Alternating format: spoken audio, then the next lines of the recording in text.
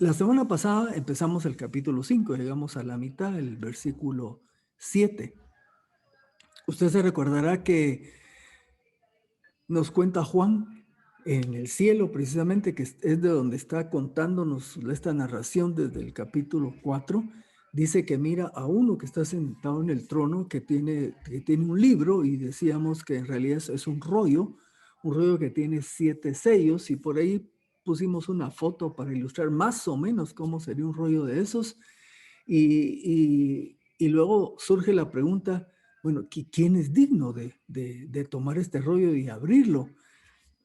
Y Juan nos cuenta que no aparecía nadie, a tal punto que se puso muy triste y empezó a llorar. Y uno cuando lee eso dice, bueno, pero ¿por qué tan dramático, verdad? Se recuerdan que lo que pasa es que ese libro, ese rollo, el que sea abierto y que salga a luz su contenido, es algo que está en la expectativa, por lo menos de Juan y de todos los que estaban ahí presentes, porque precisamente es ese momento, ese punto en que Jesucristo viene a culminar a culminar la historia. Estamos en los tiempos finales. Así que dice Juan, si no hay quien abra ese rollo, ¿cómo se culmina la historia? Hasta que ya le comunican a Juan y le dicen, mira, sí, aquí está, el león de Judá, el cordero de Dios, ¿verdad? Y entonces viene ese momento pues ya de cambio diferente, porque sí va a haber quien pueda afrontar esto. Y ahorita que vamos a entrar para ver cómo se desenvuelve esta historia, yo les voy a contar una historia. Esto lo dijo un niño, este barquito es mío. 2 veces. Y por si usted no ha escuchado la historia, yo se la cuento. Resulta que es un niño que un día se puso a construir un barquito y como ven ahí aquí, pues es una ilustración de madera con tela y todo, y muy contento él hizo su barquito, lo fabricó y entonces así en los charquitos lo ponía a flotar y ahí jugaba con su barquito y como era su creación, le tenía pues mucho cariño al barquito. Solo que un día estaba jugando así en un charquito cerca cuando empezó a llover fuertemente, así como pasa aquí, ¿verdad? Que de pronto cae una lluvia con un montón de agua y nos deja empapados en pocos minutos. Lo que hizo fue que se formaron corrientes de agua donde él estaba jugando y de pronto el charquito se llenó, se inundó y se forma una corriente de agua que sale. Así que el barquito toma rumbo en esta corriente de agua y el niño, aunque corre para tratar de alcanzarlo, la corriente se lo lleva. Así que muy triste, regresa a casa y luego cada día él salía por las calles de su pueblo a buscar su barquito, a ver si por ahí lo encontraba. Y pasan así algunos días cuando de pronto llega y había un vendedor ambulante que venden baratijas y cualquier cosa ahí puestos en la calle. Y de pronto él mira el barquito, dice, ese es mi barquito, ¿verdad? Y llega y le dice, mire, ese barquito es mío. Le dice al señor, lo siento, yo lo tengo aquí a la venta porque yo lo encontré y vale tanto, ¿verdad? Así que el niño corre, va por todos sus ahorros y todo lo demás y regresa y entonces compra el barquito. Y por eso cuando llega a casa le dice el papá, mira, ¿dónde vienes? Ah, aquí vengo con mi barquito. Este barquito es mío 2 veces, le dice. ¿Cómo que 2 veces? Sí, porque es mío porque yo lo fabriqué, pero es mío porque lo compré.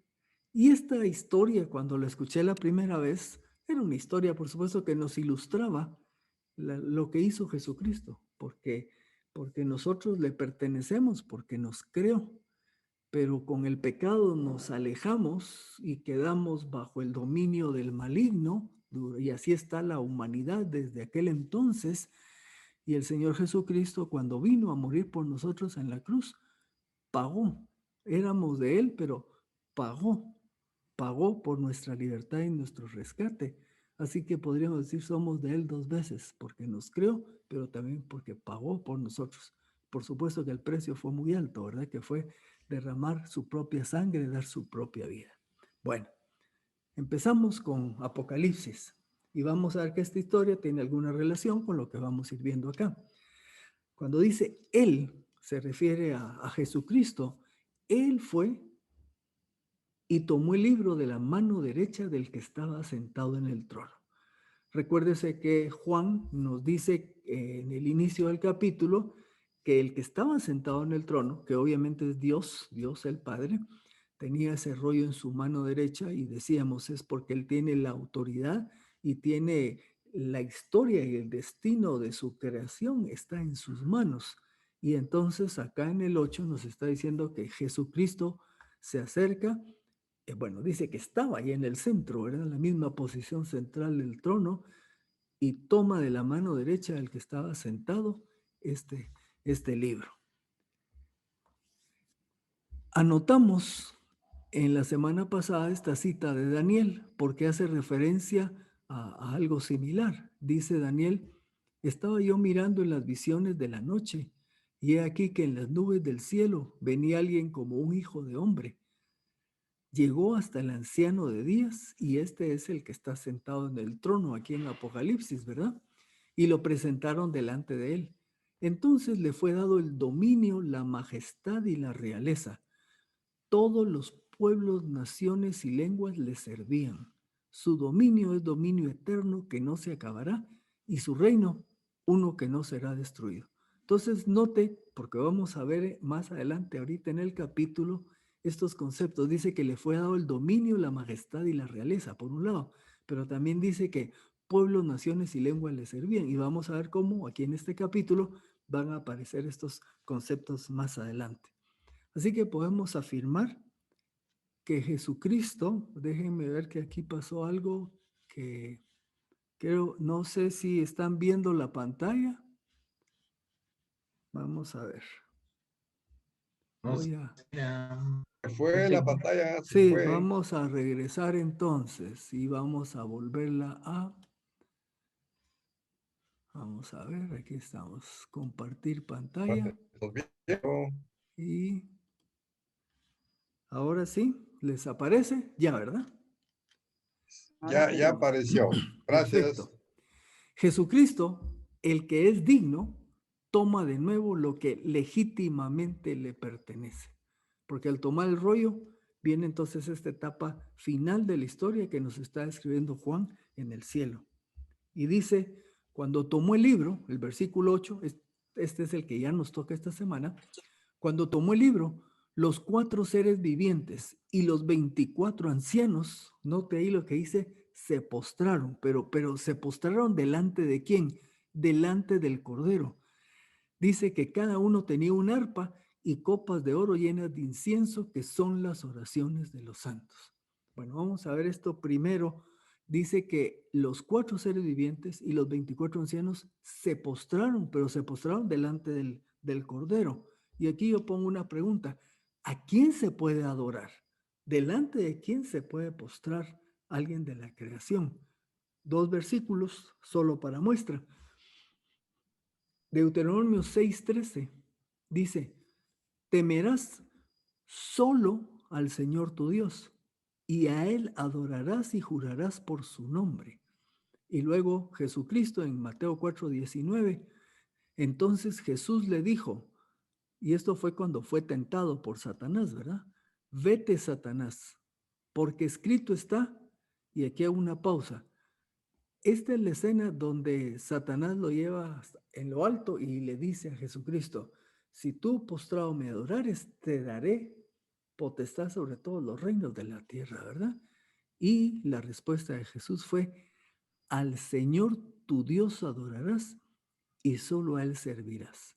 Ok, establecido está que el único que recibe adoración es Dios y obviamente en el contexto antiguo testamentario era Dios, básicamente Dios el Padre. Sin embargo, estamos leyendo en este versículo que los 24 ancianos Fuiste a traer las tortillas, las de la chica. y los 4 seres vivientes adoraron, se postraron delante del Cordero. Entonces, ¿qué nos enseña esto? Bueno, en esta diapositiva dice, los 4 seres vivientes, en el versículo 8, y los 24 ancianos se postraron delante del Cordero. Ahora vean ahí en azul a su mano derecha, 2 en 2 versículos que ya vimos en el capítulo 4. Dice, y cada vez que los seres vivientes dan gloria y honra y alabanza al que está sentado en el trono, los 4 seres vivientes, ¿verdad? Y luego en el 4:10a dice, los 24 ancianos se postran delante del que está sentado en el trono. Recuérdense que el que está sentado en el trono es Dios, ¿verdad? Y luego aquí en el capítulo 5 se nos dice que los 4 seres vivientes y los 24 ancianos se postran delante del Cordero. Ahí la pregunta yo les pongo, compare y qué significa. Bueno, lo que significa es que esto lo que nos está diciendo nos está hablando de la divinidad de Jesús, que Jesús es Dios. Por eso Él recibe la adoración, alabanza, por eso se postran ellos delante de Él, porque Él es Dios. Y si ustedes quieren, pues estamos viendo aquí lo que es el concepto de la Trinidad. Aquí aparece Dios Padre y Dios Hijo. Veamos algunos pasajes que nos hablan de que Jesús es Dios. Por alguna razón me salgo de la pantalla, pero ya encontré cómo corregirlo, entonces vamos a volver a hacerlo. Y ahora ahí estamos. Ok. Dice, ahorita vamos a arreglarlo nuevamente, perdonen un momentito, algún detalle técnico hay acá, vamos a ver. Y, ok, ahí está. Juan 10:30, Jesús dice, yo y el Padre uno somos. Cuando Jesús dijo esto, se pusieron pero sumamente enojados los fariseos, ¿verdad? Pero estaban enojadísimos y que querían apedrearlo. Y Jesús les dijo, bueno, ¿por cuál buena obra me quieren apedrear? Les dice.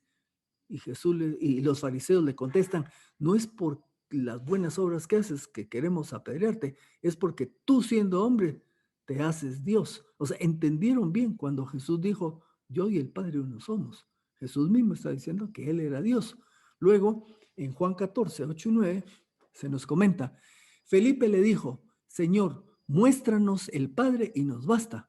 Jesús le dijo, tanto tiempo hace que estoy con vosotros ¿y no me has conocido, Felipe? Anoto ahí, el que me ha visto a mí, ha visto al Padre. ¿Cómo pues dices tú, muéstranos al Padre? Nuevamente Dios, Jesucristo, está aseverando que Él es Dios. Y en el pasaje que estamos viendo aquí en Apocalipsis se está ratificando, se está afirmando esa misma verdad que Él es Dios. Por eso Jesús recibe adoración de parte de estos seres vivientes y de los 24 ancianos. Nos agrega el mismo versículo 8, dice, cada uno de estos 24 ancianos tenía un arpa. Entendamos un poco por qué se usa eso que tenía un arpa. Los judíos usaban el arpa o la lira como un instrumento para acompañar el canto de los salmos. Y vea usted que en este pasaje vamos a encontrar que hay un nuevo canto. Así que hace juego con lo que se hacía en el pueblo de Israel, ¿verdad? Una lira o un arpa era un instrumento de acompañamiento para el canto de los salmos y aquí vamos a ver que hay un nuevo canto que va a ser expresado por los ancianos.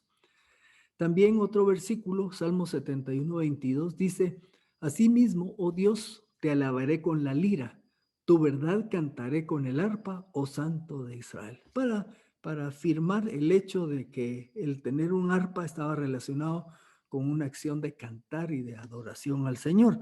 Pero también hay otro aspecto que se puede notar. Hay otro comentarista que dice que el uso del arpa también tenía relación con la acción profética. En estas dos citas que yo le anoto acá, que no los vamos a leer, 1 Samuel 10:5 y 1 de Crónicas 25:1, se nos describe a un grupo de profetas y que tenían el acompañamiento de un arpa en su función profética. Entonces, este comentarista dice que también el arpa está relacionada con la acción profética. Aquí hay un ejemplo. Segundo de Reyes 3:15, pero ahora traedme un tañedor. Sucedió que mientras el músico tañía, la mano de Jehová vino sobre Eliseo, precisamente en su función profética. Por lo tanto, la apertura de los sellos es un evento profético y por eso está relacionado con el arpa, porque cuando Jesús empieza a abrir el rollo, precisamente es un evento profético porque se revela, se da a conocer lo que viene de ahí en adelante, y es lo que vamos a ver en el capítulo 6, ¿verdad? Donde se nos va describiendo cómo y qué implica la apertura de cada sello. Por cierto, esto es algo sencillo. Ahí cuando dije primero de Crónicas y luego dije primero de Reyes, porque comúnmente vamos a ver que nosotros en nuestras reuniones decimos primera y segunda. En realidad, lo correcto es decir primero o segundo porque son libros. En el Nuevo Testamento tenemos epístolas, por eso decimos primera de Corintios, segunda de Tesalonicenses, son epístolas, pero en el caso del Antiguo Testamento son libros, por eso hablamos con la palabra en masculino, primero y segundo. Solo es ahí para que sigamos avanzando en nuestro aprendizaje. Bueno, se nos dice también que tenían copas de oro llenas de incienso, y dice que estas copas de oro llenas de incienso son las oraciones de los santos.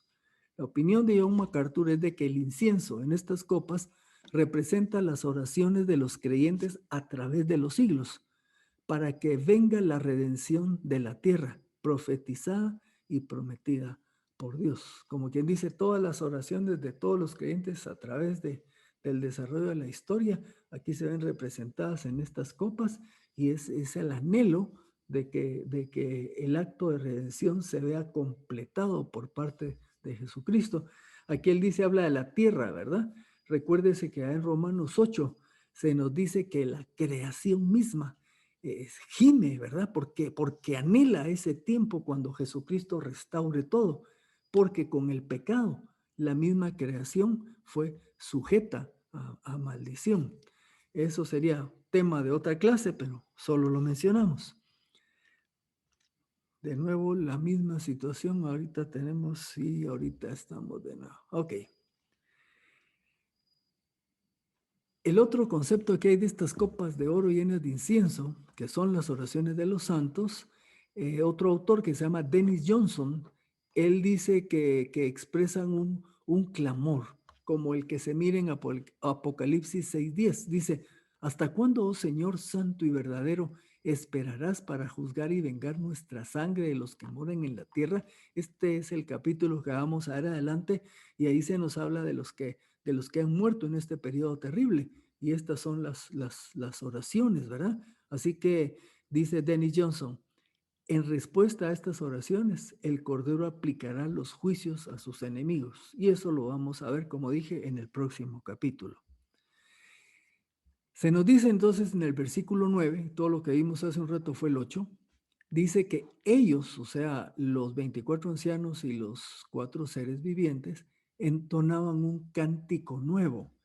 Este concepto de cántico nuevo lo vamos a encontrar en el Antiguo Testamento. Ustedes recuerdan que hay varios salmos que dicen, que hablan de un cántico nuevo, y otras referencias, cantad a Dios, cántico nuevo, hay hasta un corito de eso, ¿verdad? Entonces, si ya en el Antiguo Testamento se hablaba de un cántico nuevo, ¿en qué sentido este es un cántico nuevo? Bueno, los comentaristas dicen que es porque este cántico nuevo ahora está dirigido al Cordero. En ese sentido es que es nuevo, diciendo, digno eres de tomar el libro y de abrir sus sellos, porque tú fuiste inmolado y con tu sangre es redimido para Dios gente de toda raza, lengua, pueblo y nación. Esto lo vimos ahí en la cita de Daniel, ¿verdad? Vamos a ver cada una de estas partes, a ver qué podemos aprender. Dice, digno eres de tomar el libro y de abrir sus sellos. ¿Quién es alguien digno? Es alguien que es merecedor. ¿Por qué es merecedor? Porque es el león de Judá, el cordero.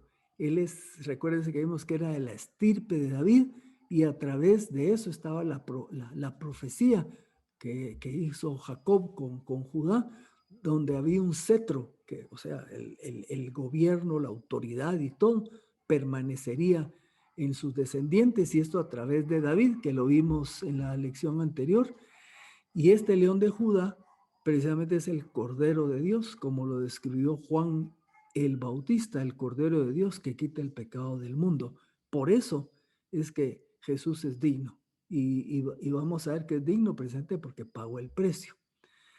El concepto de abrir los sellos nos da la idea de decretar, en el hecho de que se abran esos sellos es porque Jesús va a resolver, va a definir, va a decidir la situación del final, va a definir todos los juicios contenidos en el rollo. Vamos a ver que conforme se van abriendo, vienen juicios sobre la tierra. Empezamos ya en el momento difícil, en la época sumamente dura que va a vivir la humanidad.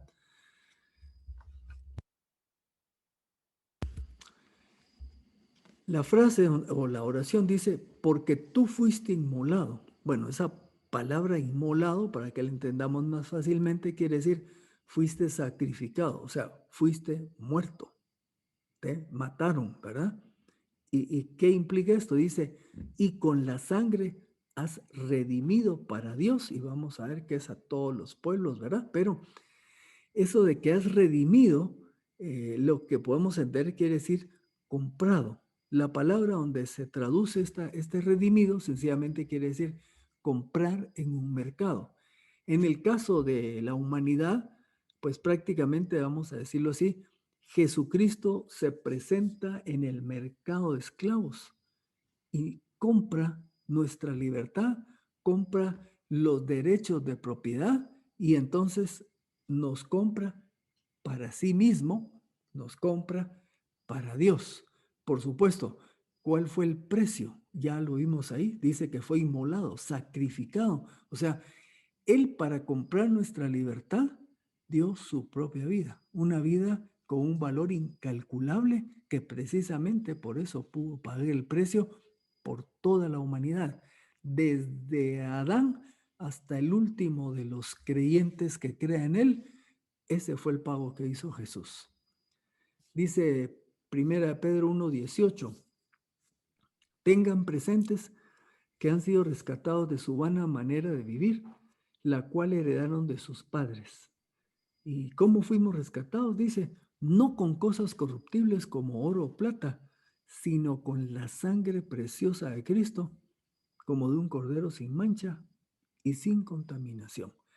Fíjense que estaba pensando en este movimiento nuevo de esta sociedad moderna, donde la gente del colectivo LGBT+, o sea, lesbianas, gay, bisexual, transexual y todo lo demás, buscan ser reconocidos y que ya no se les diga que ellos están mal, ¿verdad? Y que si se acerca a una iglesia, que los recibamos y les demos un abrazo. Pero ojo, dijimos en una clase anterior que la iglesia es para pecadores, todos somos pecadores. Y no es problema que recibamos a cualquier pecador en la congregación o en las congregaciones. El problema está en que ellos quieren que les digamos que su manera de vivir no está mal, que ellos están bien. Ahora, aquí les menciono esto, porque dice aquí Primera de Pedro, que fuimos rescatados de nuestra vana manera de vivir, y esa vana manera de vivir era de esclavos del pecado. Ahora, ojo, esclavos del pecado, toda la humanidad.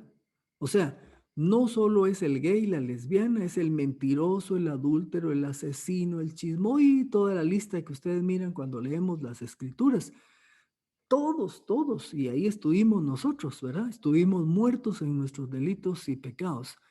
Y por toda esa humanidad que tenemos que entender algo, condenada. O sea, la humanidad sin Cristo ya está condenada.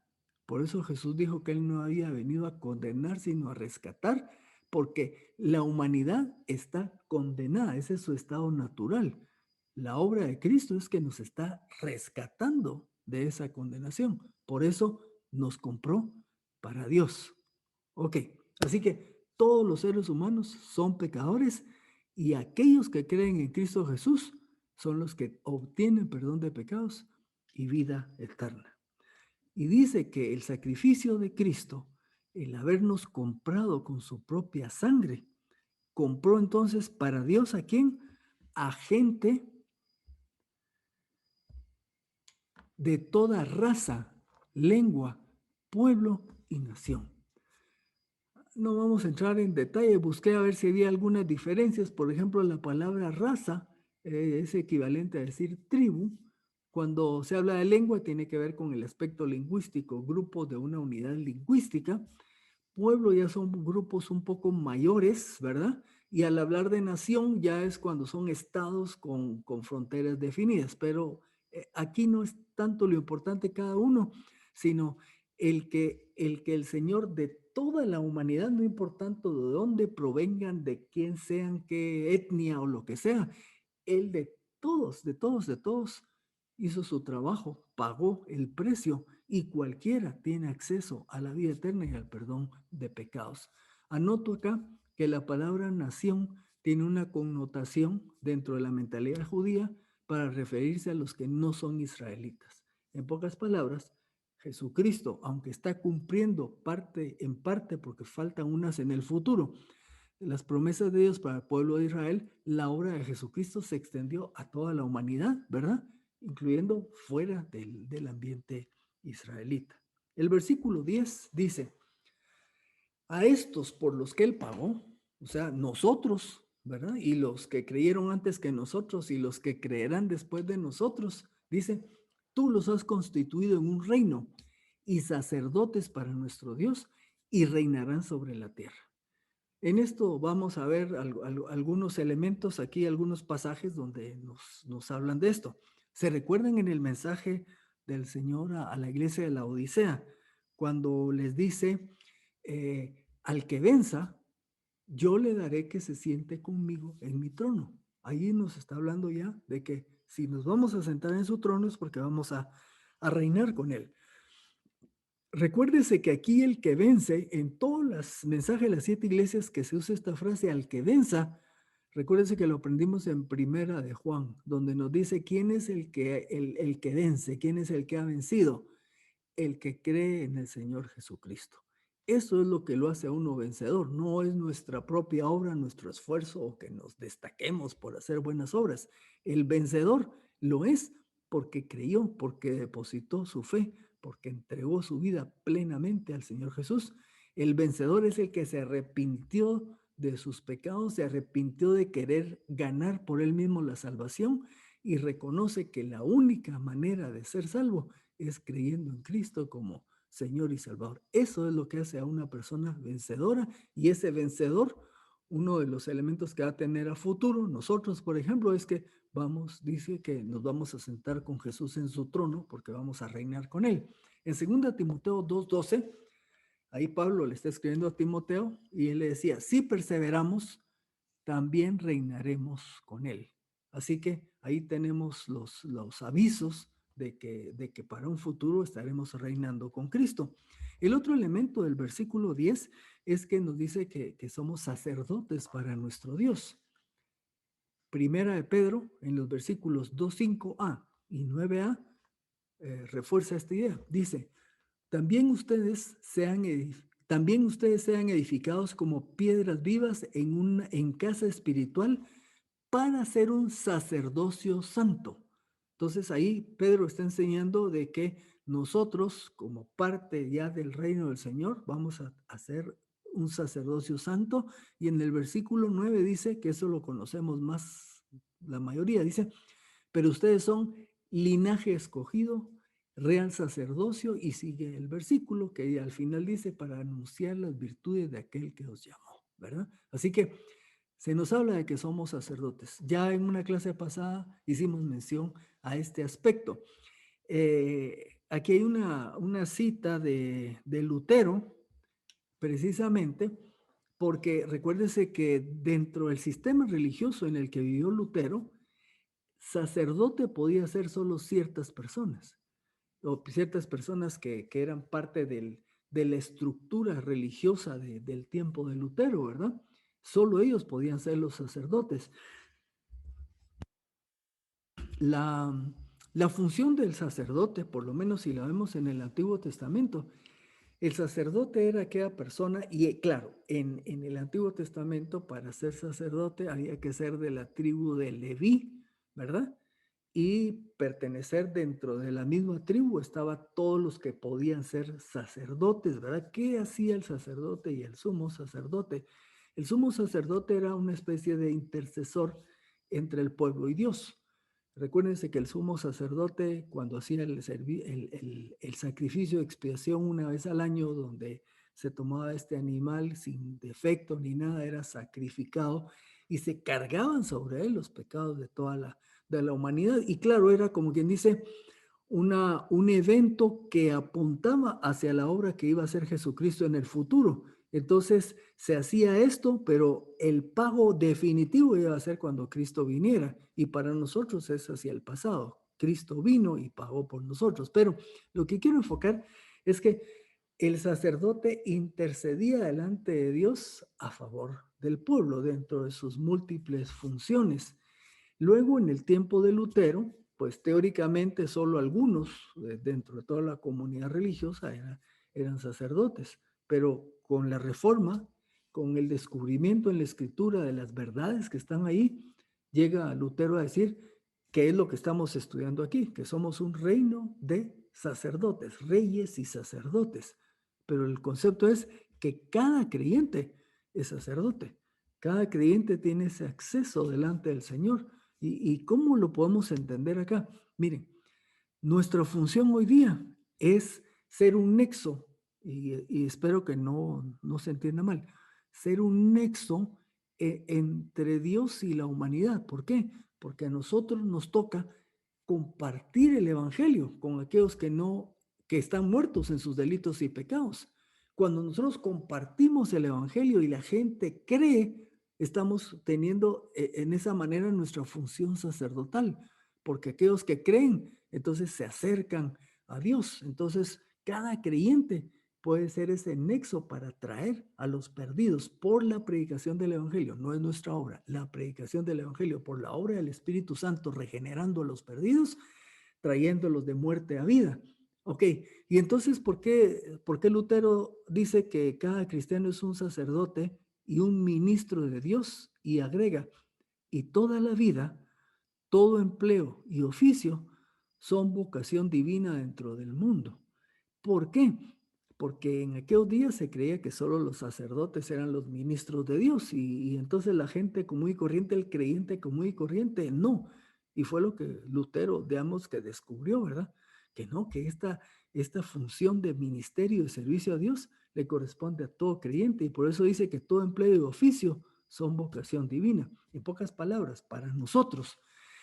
También creo que a veces en las iglesias se da una confusión. Se cree que los que son ministros son los que son pastores, los que son diáconos, los que son ancianos, como que ellos son los que sirven a Dios, ¿me explico? No, eso no es así. Todo creyente sirve a Dios y es un ministro de Dios y lo hace en donde Dios lo tenga puesto. O sea que si usted está en un taller de carpintería, si usted está en una clínica, si usted está en un bufete, en una oficina de ingenieros, si usted es receptor de banco, si usted es una secretaria, si usted es mesera, no importa donde sea, usted ahí puede hacer el ministerio, porque usted puede ser testigo de Jesucristo compartiendo el evangelio con los que Dios le ha puesto a su alrededor. Yo sé que insisto con esto, pero es que para eso nos dejó el Señor, para compartir el evangelio. Bueno, versículo 11. Miré y oí la voz de muchos ángeles alrededor del trono y de los seres vivientes y de los ancianos. El número de ellos era miriadas y millares de millares, ¿verdad? ¿Qué vamos a encontrar aquí? ¿Cuál es la idea? Lo que estamos viendo es aquí es una cantidad increíble que aparte de los seres vivientes y los ancianos, habían estas cantidades enormes. Uno de los autores que consulto, que es Dennis Johnson, él se puso a hacer cálculos. Dice que una miriada son 10,000. Por lo tanto, 10,000 por 10,000 nos van a dar 100 millones, ¿verdad? Ahora ya se imagina lo que son entonces miriadas de miriadas. Al final, otro autor dice, Kistemaker, es mejor pensar en un número tan inmenso que nadie puede contar. Eso es lo que nos está diciendo Juan. La multitud de los que se unen en esta adoración y exaltación, en esta postración delante del Señor Jesucristo son incontables. Y claro, eso nos está llevando a decir, parece ser que este evento que estamos viendo en este capítulo es algo espectacular, algo grandioso. Yo reconozco que no soy muy dado a emocionarme, pero leyendo esto digo, ¿cómo hago para entender lo que está pasando ahí en lo que nos está relatando? Eso es algo grande, algo grande, ¿verdad? Y entender por qué es grande. Bueno, voy a tratar de compartir eso cuando vayamos terminando.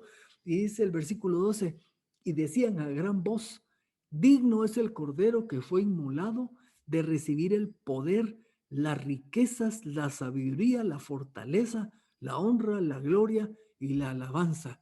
O sea, toma el rollo, ¿verdad? Y lo toma y vimos ahí que se postran delante de él y no solo los ancianos, los 24 ancianos, los 4 seres vivientes, sino se unen, pues diríamos, millones de los ángeles de la creación de Dios para rendirle homenaje, ¿verdad? Y todos dicen a una gran voz, digno es el Cordero que fue inmolado. Y se repite nuevamente, no habla del León de Judá, hablan del Cordero, ¿verdad? En su función humilde en que vino a dar su vida, que fue inmolado, fue muerto, fue sacrificado. Él es el que es digno de recibir el poder, la riqueza, la sabiduría, la fortaleza, la honra, la gloria y la alabanza. ¿Por qué esto es tan grandioso? Porque recuérdese que vimos que la humanidad, al haber pecado, se separó de Dios y hay un usurpador que es el príncipe de este mundo. Y la humanidad ha vivido en tinieblas y con la luz del Evangelio ha ido avanzando en ese proceso de ir rescatando lo que se había perdido, pero todavía hay un usurpador que tiene el control. Y es que en esta escena lo que va a venir es que ese es el principio del final, porque a partir de que se toma este rollo y se empiezan a abrir los sellos, empieza ese proceso de juicio sobre la humanidad y el final del usurpador, que es la historia que vamos a ver precisamente en los capítulos que vienen. Entonces ya se imaginan, es como que todos han estado esperando que por fin concluya esa historia, por fin Jesucristo va a tomar y ahora sí viene como vencedor y va a dar ya el cierre final de esta historia que hemos estado aprendiendo en las Escrituras. Hago nota acá de un pasaje del Antiguo Testamento que conocemos también y que hace eco a esto que estamos viendo acá. En primero de Crónicas 29:11 se le expresa esto a Dios. Tuyos son, oh Señor, la grandeza, el poder, la gloria, el esplendor y la majestad, porque tuyas son todas las cosas que están en los cielos y en la tierra. Y eso que se dijo allá en el Antiguo Testamento, aquí está el momento culminante donde el Señor Jesucristo precisamente está recuperando y tomando para sí todo eso que por derecho le pertenece. Por cierto, aquí está parte del versículo donde dice que tuyas son todas las cosas que están en los cielos y en la tierra. Eso es para que nos acordemos que lo que el Señor nos ha permitido administrar para Él es de Él. O sea, la casa en la que vivimos, el carro que tenemos, la silla, el comedor, solo somos unos simples mayordomos que el Señor en su bondad, amor y misericordia nos ha permitido para que lo administremos para Él. Una pequeña pauta comercial. Hablábamos con algunos hermanos de un hermano que está pasando por una situación muy difícil, ¿verdad? Ha estado muy difícil en su vida. Y uno de ellos nos decía, es que si ustedes vieran cómo vive, tiene la mesa que tiene es una mesa como que fuera una cevichería, nos dijo, ¿verdad? Y el sofá o mueble que tiene posiblemente era del papá, y estoy hablando de alguien que ya es mayor, ¿verdad? Entonces, o sea, una escasez enorme. Y bueno, yo estaba escuchando eso y vemos en este pasaje que a quien le pertenecen todas las cosas es a Dios, ¿verdad? Así que llamé al hermano que nos contó esto por la tarde y le dije, mira, vos le dije, ¿por qué no haces una lista de qué cosas necesita este hermano, de qué carece? Y tal vez no la compartís. porque vamos a ver otros en la congregación que de lo que él necesita, nosotros tenemos incluso de más. Y tenemos que hacer cosas diferentes. Aquí solo se los menciono por si el Señor toca su corazón para que estemos alertas de otros que están pasando necesidad y que si Dios nos ha provisto, pues tengamos en nuestro corazón compartir con el que está necesitado. Porque recuérdese que al que le pertenece todo es al Señor. Y esta es la escena que estamos viendo ahí en el cielo. Vamos a ir bajando. Y oí a toda criatura que está en el cielo y sobre la tierra y debajo de la tierra y en el mar y todas las cosas que hay en ellos diciendo, o sea, toda la creación se une. Si ya vimos que los ángeles y los seres que están en el cielo están exaltando al Señor, ahora Juan nos dice que el resto de la creación, toda la creación, ¿verdad? Se une en este canto nuevo, diciendo al que está sentado en el trono y al Cordero, y ahora sí, a los dos, se fijan ahí, al que está sentado en el trono y al Cordero, sean la bendición, la honra, la gloria y el poder por los siglos de los siglos. Quizás nosotros vemos esto lejano, pero hemos estado estudiando que dice que el regreso del Señor está cerca, ¿verdad? O sea, puede darse en cualquier momento. Todo lo que vamos a estar estudiando puede darse en lo que menos nos imaginemos. Llegó el final y tenemos que estar al tanto, expectantes, porque ese es el momento al cual estamos apuntando todos, porque ahí se dará la culminación de todo este proceso de redención. Cuando lleguemos a ese final, vamos a dejar esta vieja naturaleza que tenemos y vamos a ser transformados. Y yo sufro con mi vieja naturaleza, porque me mueve a hacer lo que a Dios no le gusta. Pero el Espíritu Santo que el Señor me ha dado quiere que haga lo que le gusta. Y vivimos en esta vida, en esa lucha. Pero cuando llegue este momento final, seremos liberados totalmente de eso. Llegaremos al proceso total de santificación final. O sea, es algo maravilloso que nos espera en el futuro. Y creo que sí, al leer este pasaje, deberíamos de emocionarnos de que esto venga, de que esto venga y que no falte mucho. Miren, hermanos, en enero del año 2020, ninguno nos imaginamos que íbamos a estar encerrados y que íbamos a vivir lo que hemos vivido.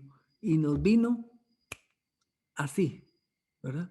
En marzo, 14 de marzo, por lo menos en Guatemala, se nos anunciaba el cierre. Y ninguno estábamos preparados para eso. Así va a ser el final. Así va a ser. La gente va a estar viviendo su vida, haciendo negocios, alejados de Dios, y cuando menos se lo imaginan, se termina la historia. Y ante este cántico de adoración de Dios, concluye el capítulo diciendo, los 4 seres vivientes decían, amén. Y los 24 ancianos se postraron y adoraron. Y nosotros también, al ver este futuro, esta escena celestial, pues podamos decir también, amén, que así sea, que llegue el final.